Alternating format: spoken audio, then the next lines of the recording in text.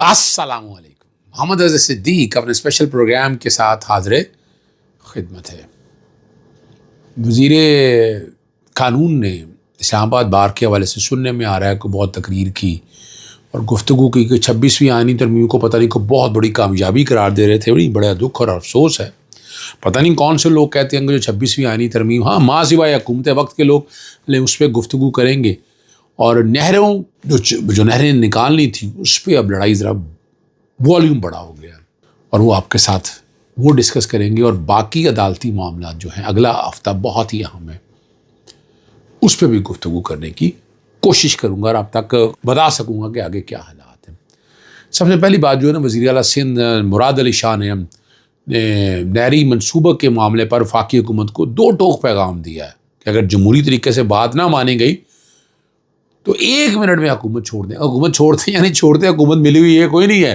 وہ آپ پاکستان, آپ کو یاد ہے MQM کے حوالے سے بھی ہم سنا کرتے تھے, وہ کہانیاں آپ دیکھا کرتے تھے, وہ ہر چیز سامنے ہے آپ کے, اور وہاں سے آپ کو اندازہ ہو جائے گا کہ کیا حالات ہیں.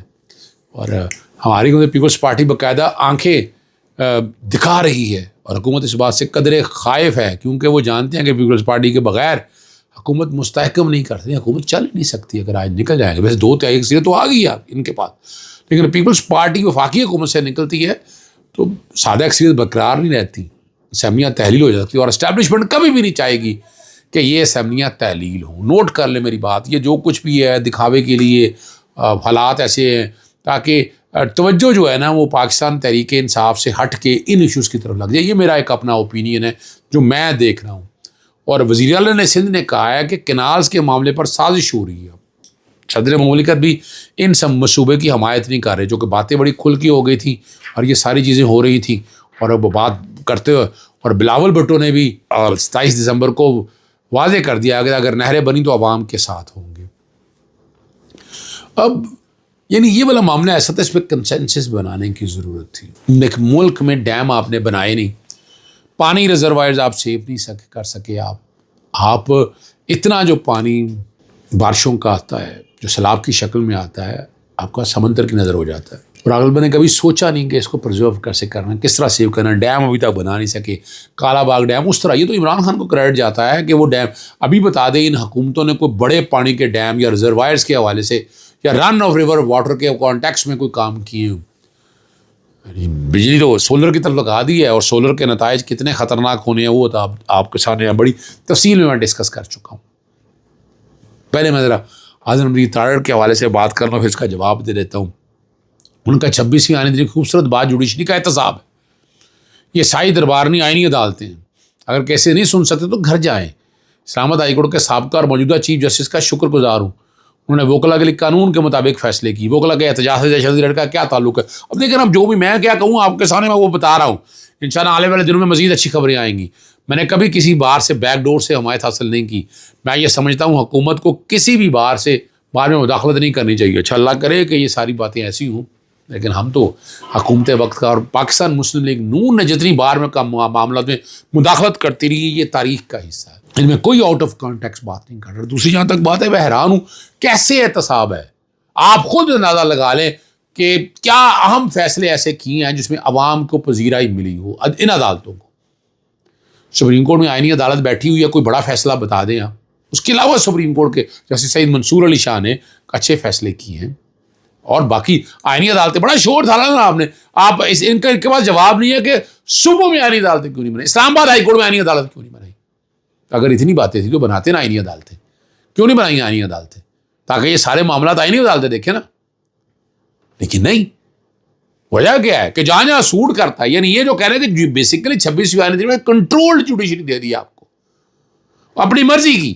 اور ججز تعیناتی کے کانٹیکس کے وجہ سے کمیشن کے اجلاسوں میں دیکھ لیں کہ آئینی بینچز میں کتنے جو لوگ ججز بیٹھے ہیں جو یا باقی سپریم کورٹ کے اندر جو ججز بیٹھے ہیں, کون سے لوگ ہیں جو حکومت کی طرف سے یہ نامینیشن کہاں سے آتی ہے. پہلے کیا ہوتا تھا کسی کو پتہ ہی نہیں ہوتا تھا. اب یہ نامینیشن سارے ہمارے صافی بھائی کو پتہ ہوتی ہے. اس کا مطلب کیا ہے, حکومت وقت کو پتہ ہے کہ کون سا. اور ووٹنگ کا سٹائل دیکھ لیں, ووٹنگ کا سٹائل اور سٹینڈرڈ دیکھ لیں کہ موجودہ چیز اس پاکستان آئینی جج جو آئینی کورٹ کے سپریم کورٹ کے جج ہیں وہ ان کا ووٹ کس طرف جاتا ہے. تو یہ احتساب کا نا میں نے ٹویٹ کیا, میں نے کہا بتا دو دیں نا کتنا کا احتساب ہوا ہے, ذرا یہ بھی بتا دیں ہمیں کتنے ججز کا احتساب ہوا ہے. اور آپ مفاد عامہ میں ججز ٹرانسفر کر سکتے ہیں, لیکن جس طرح کا ہم دباؤ اس وقت عدلیہ میں دیکھ رہے ہیں نا, جیسے میں نام نہیں لینا چاہتا, میں تو پبلک انٹرسٹ میں پیش ہوتا ہوں کہ یہاں کنٹرولڈ کام ہے. یعنی مفاد عامہ میں بھی آپ اندازہ لگائیں, میرے جیسا بندہ کہہ رہا ہے کہ عدالتیں اس طرح انصاف نہیں فراہم کر رہی. یہ حقیقت ہے, حقائق پر مبنی بات ہے. یعنی مجھے بہت سا اختلاف رہا چیف جسٹس اسلام آباد ہائی کورٹ عامر فاروق صاحب, میں تقریباً سمجھ لیں 90% ان کے فیصلوں سے اتفاق نہیں ہے. وہ بھی اس طرح نہیں کام کرتے تھے جس طریقے سے کام اس وقت ہو رہا ہے. لاہور ہائی کورٹ کا چیف جسٹس بہت بڑا عہدہ ہے, اتنے بڑے صوبے کا عہدہ ہے, اس سے بہت توقعات ہیں کہ چیزیں بہتر ہوں گی. لیکن آپ ٹیکنیکلٹیز کی طرف چلتے رہیں, یعنی آپ جو فیصلے پہلے کیے وہ مانے رہا. یعنی میں کئی مثالیں آپ کے سامنے رکھتا ہوں PNIL کی لسٹ کے کانٹیکس کے حوالے سے, اور میں نے وہ لسٹ غلط تھی, میں نے وہ لکھا, وفاقی حکومت کو لکھا, جوڈیشل ایکٹیویزم پینل کی طرف سے لکھا, اپنے دفتر کے ایسوسیٹ منیر احمد کی طرف سے لکھا. جوڈیشل ایکٹیویزم بچوں کی وجہ کیا ہے, اسلام آباد کی علیحدہ جورسڈکشن ہے, لاہور کی علیحدہ جورسڈکشن ہے. جو جوڈیشل ایکٹیویزم پینل سے اسلام آباد PNIL لسٹ کو چیلنج کیا, لاہور میں منیر احمد کی طرف سے چیلنج کیا. لاہور ہائی کورٹ کی جج صاحب نے باقاعدہ لسٹ بتائی, لائیں لے کے آئے لسٹ PNIL میں کتنے لوگ ہیں. لیکن اس کے بعد کیا ہوا کہ وہ جناب وہ لسٹ کو ایک طرف رکھ دیا ہے, پہلے درخواست مفاد عامہ کا میٹر ہے جناب. لیکن ہم یہ سارا کچھ دیکھتے رہے. پہلے پہلے ویسے آپ روک نہیں سکتے, ہر سپریم کورٹ ہر ہائی کورٹ علیحدہ ہے, جورسڈکشن ہے اس کی, وہاں بھی یہ اور یہاں بھی یہ. میں نے کہا اس میں CPC میں امینڈمنٹ کرنی پڑے گی, لا اینڈ جسٹس میں بیٹھنا پڑے گا. کیسے آپ روک سکتے ہیں؟ ایک سندھ ہائی کورٹ میں فیصلہ ہو اور آپ کہیں لاہور نہیں فائل کر سکتے, آپ کس طرح روک سکیں گے آپ؟ لیکن اب یہ کرنا ہے. اب وجہ ہے کہ دروازے بند کر رہے ہیں نا مفاد عامہ کے لیے. یہ فرق جناب وزیر قانون صاحب, یہ فرق ہے کہ آپ دروازے بند کروا رہے ہیں. مفاد عامہ میں بھی کوئی بات نہ کر سکے, کوئی حکومت کے خلاف کوئی بول نہ سکے. بتا دیں جہاں کہیں بول رہے ہیں, مجھ سے زیادہ کو پتہ ہے جن لوگوں کو جو یہ بڑی معاملات کو لے کر چلتے ہیں. پھر بڑی مزدار باتیں ہیں. وہ ٹویٹر کے حوالے سے فل بینچ لاجر بینچ نے کہا وہ فیصلے کی ڈیٹیلیں نہیں آئی. میرے اب آگے چلیں, آپ آگے چلیں, آپ پہلے فیصلے پہ عمل درآمد تو ہونا چاہیے نا. مرضی ہے ان کی, عدالت کی اپنی مرضی ہے, پہلا آرڈر بنوائے یا نہ بنوائے, لیکن حقائق تو رکھ رہے ہیں. 400 کلومیٹر کا سفر ہے اور 9 مئی کے مقدمہ میوالی کے قمر مشانی کے ملزمان کو اصرار دہشت گردی گولڈ سرگودا سخت مشکلات کا سامنا ہے. سماعت تقریباً روزانہ کی بنیاد پر ہو رہی ہے اور تقریباً روزانہ ملزمان سرگودا پہنچنے کے لیے 400 کلومیٹر کا سفر طے کر کے قمر مشانی واپس آتے ہیں. یہ لگتا ہے جتنا کیس ہوگا وہیں رہنا پڑے گا, اتنا بوجھ ہے.